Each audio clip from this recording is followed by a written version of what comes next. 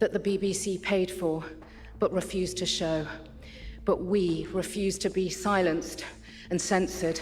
غزہ میں اسرائیلی حملوں پر بننے والی دستاویزی فلم جسے BBC نے نشر کرنے سے گریز کیا تھا بافٹا ایوارڈز 2026 میں کرنٹ افیئرز کی کیٹیگری میں فاتح قرار پائی۔ فلم کے پروڈیوسر نے ایوارڈ ان 2 صحافیوں کے نام کیا جنہوں نے فیلڈ میں کام کیا۔ انہوں نے کہا کہ ان صحافیوں نے یہ سب ایک ایسے قتل عام کے دوران کیا جب غزہ میں ان کے 250 سے زائد ساتھی صحافی مارے گئے۔ ساتھ ہی انہوں نے BBC سے سوال کیا کہ آپ نے ہماری فلم ڈراپ کر دی تو کیا آپ آج رات بافٹا کی اسکریننگ سے ہمیں نکال دیں گے؟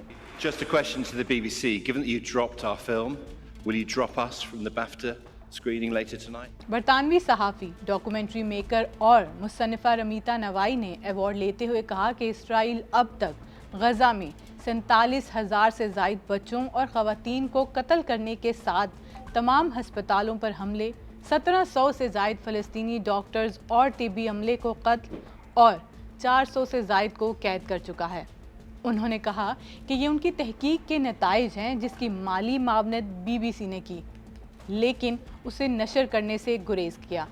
ان کا کہنا تھا کہ ہم خاموشی اور سینسرشپ کے آگے جھکنے سے انکار کرتے ہیں۔ انہوں نے یہ ایوارڈ 80 سے زائد فلسطینی ڈاکٹرز اور طبی عملے کے نام کیا جو ان کے مطابق اس وقت حراستی مراکز میں قید ہیں، جنہیں بعض انسانی حقوق کی تنظیمیں تشدد کے کیمپ قرار دیتی ہیں۔